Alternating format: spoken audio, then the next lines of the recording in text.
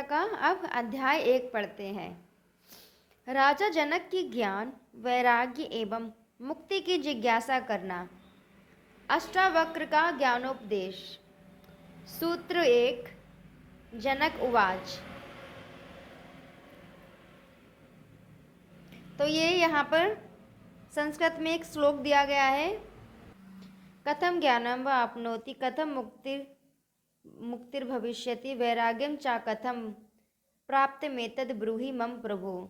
तो ये इसके अर्थ दिए हैं। कथम कैसे ज्ञान को, कहो कैसे ज्ञान को, आपनोति प्राप्त होता है, ज्ञान कैसे प्राप्त होता है, कथम कैसे, मुक्ति भविष्यति कैसे मुक्ति होगी, वैराग्यम वैराग्य चा और वैराग्य कथम कैसे, प्राप्तम प्राप्त, एतद इसको, ब्रूहि कहें और वैराग्य कैसे प्राप्त हो इसको कहें मुझे हे स्वामी, और कैसे वैराग्य प्राप्त हो इसको मुझे कहें।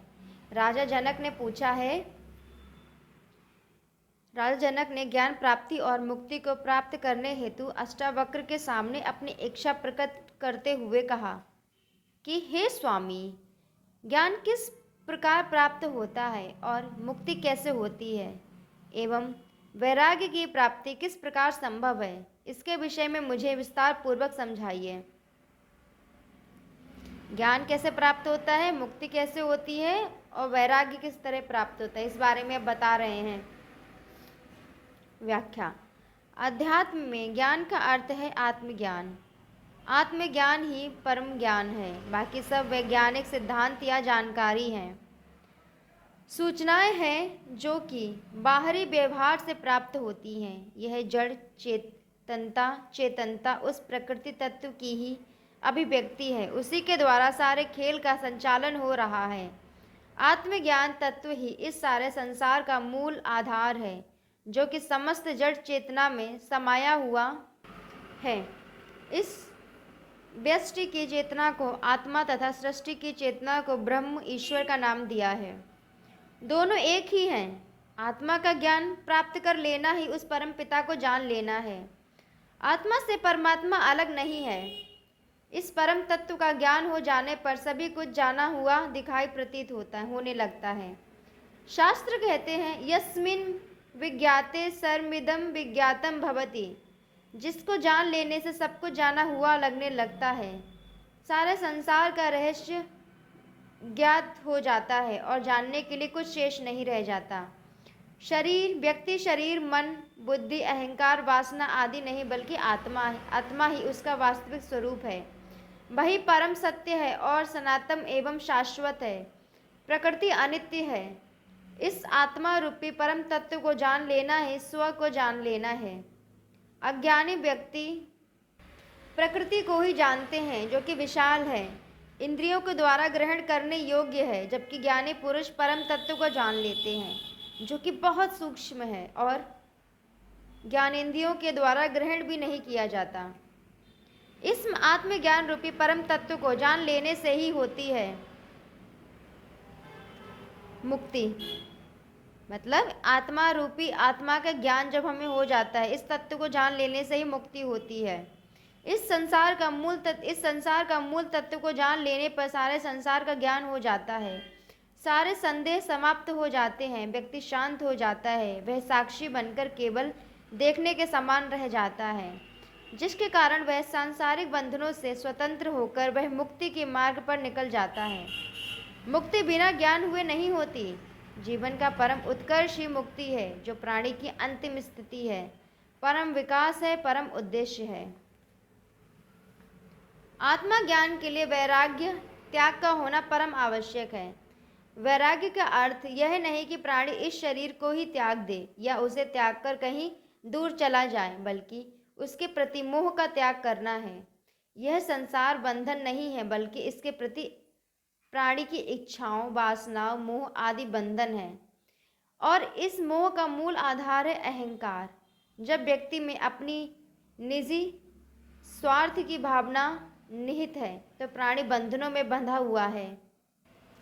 संसार और आत्मा दो किनारे हैं। बाहर संसार है और भीतर आत्मा या परमात्मा। दोनों रास्ते अलग अलग दिशाओं में जा रहे हैं। प्राणी दोनों के बीच में खड़ा है। यदि वह संसार की ओर जाने वाले रास्ते पर जाता है तो वह परमात्मा से दूर हो जाता है, और यदि वह परमात्मा की ओर जाना चाहता है तो उसे संसार को त्यागना होगा। विषय वासना रूपी संसार को त्याग देना ही वैराग्य है। यह प्राणी के विचार दृष्टि को परिवर्तन करने से ही हो पाएगा।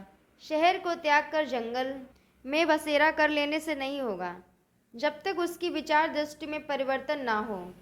यदि प्राणी विषय वासना रूपी संसार का त्याग कर देता है तो वह ज्ञान प्राप्त करने का अधिकारी हो जाता है।